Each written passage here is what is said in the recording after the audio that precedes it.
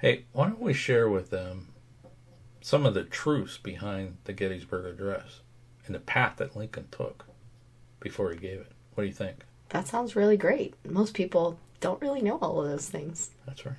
Stay tuned.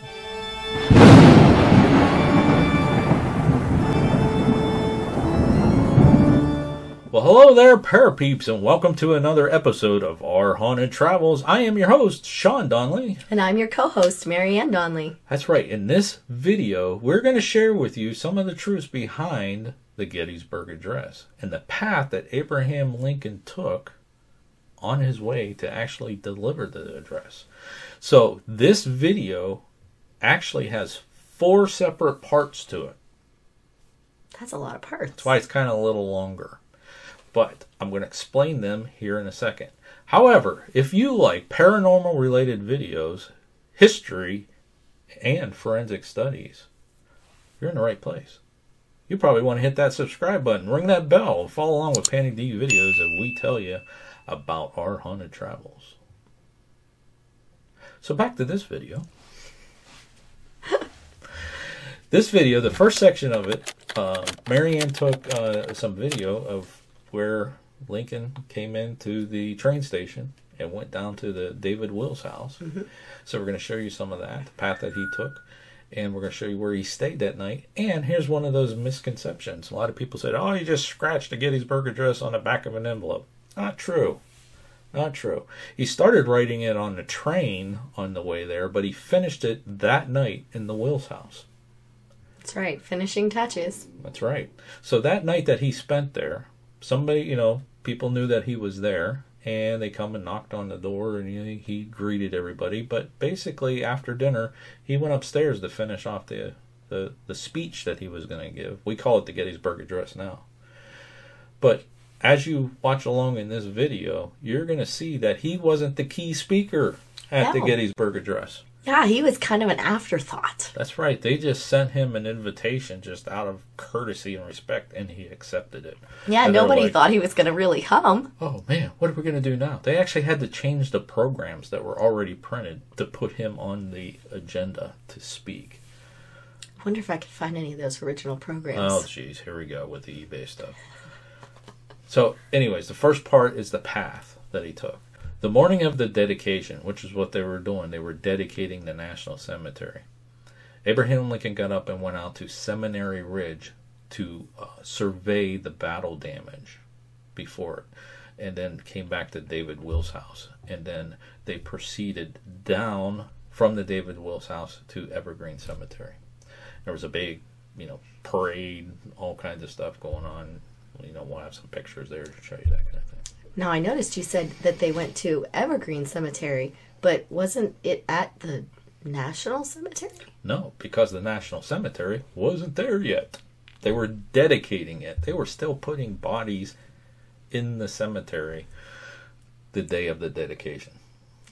Okay? So the monument wasn't even there yet. It was a flagpole. Right. It was a flag. This is where they're going to put the monument. So the actual platform where they dedicated it was sitting back in Evergreen Cemetery. We're going to show you that in the videos. We got some statistics to show you. Just some stuff in case you didn't kind of know about Gettysburg. The Gettysburg battle. It's kind of shocking. So, that might be a little bit a law, whatever. But look at those statistics and you'll just go, what? Okay. The Marianne's actually going to do the Gettysburg Address for you on the location where we believe it's at.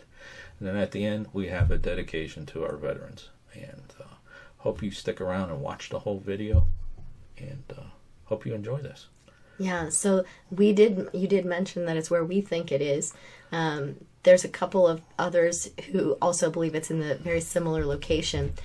The cemetery, Evergreen Cemetery, won't actually put a placard up there, though, because they want to be respectful of the other individuals who are buried there in that location now, and they don't want people just coming and traipsing in there. Right. So they won't put up a placard, but that's pretty much where everybody thinks it is. Right. If you read the placard where it's Abraham Lincoln's dedication is in the National Cemetery, it does say, we believe it's 300 yards. And you say that in the video, so...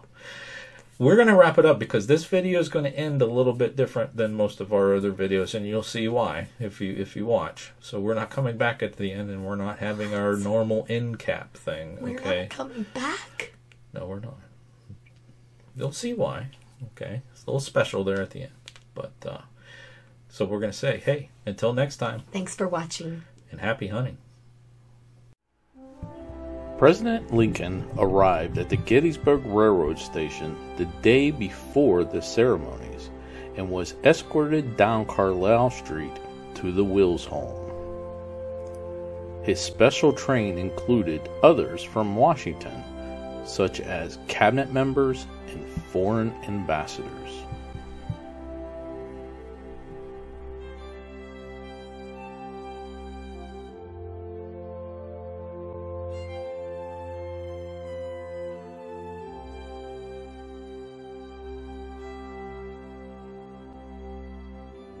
While Lincoln, Everett, and other dignitaries ate supper together, serenaders and crowds gathered outside, calling for the president.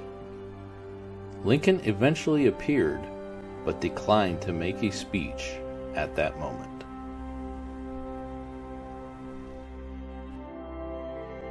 Outside the Wills house is a statue of Abraham Lincoln, who's pointing up to the bedroom that Lincoln spent the night in. This is the room where he finished off his famous Gettysburg Address. The David Wills house holds many artifacts that belong to Abraham Lincoln, including the bed that he slept in that night. They also have the saddle that he used for his horse when he rode down to the cemetery.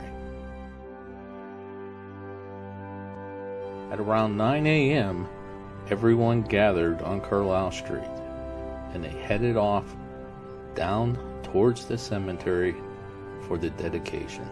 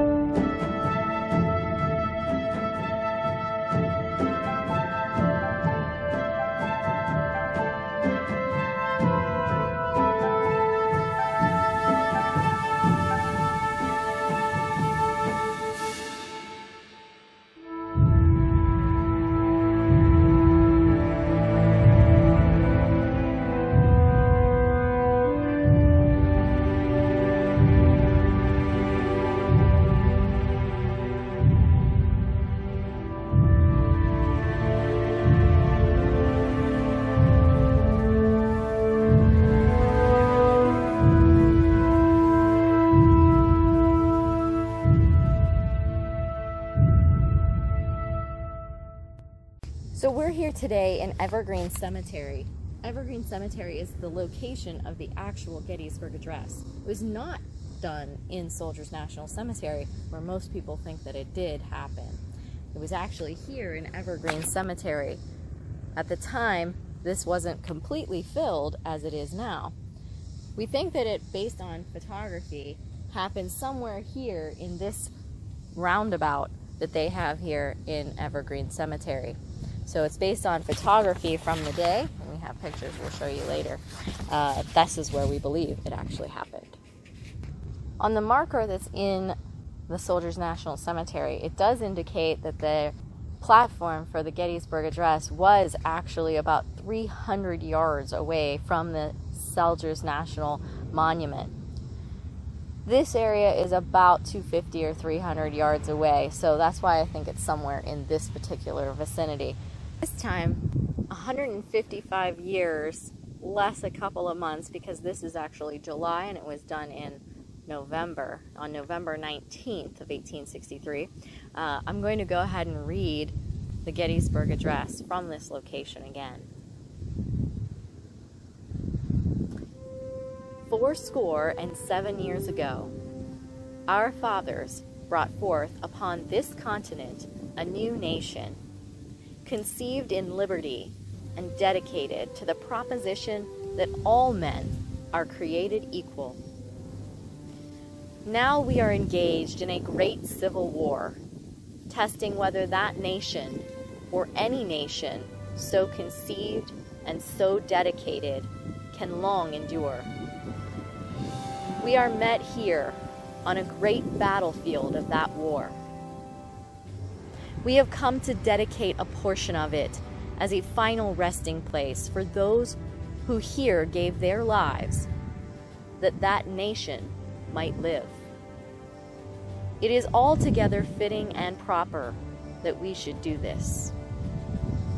But in a larger sense, we cannot dedicate, we cannot consecrate, we cannot hallow this ground. The brave men, living and dead, who struggled here, have consecrated it far above our poor power to add or detract. The world will little note, nor long remember what we say here, but can never forget what they did here. It is for us, the living, rather to be dedicated here to the unfinished work which they have, thus far, so nobly carried on.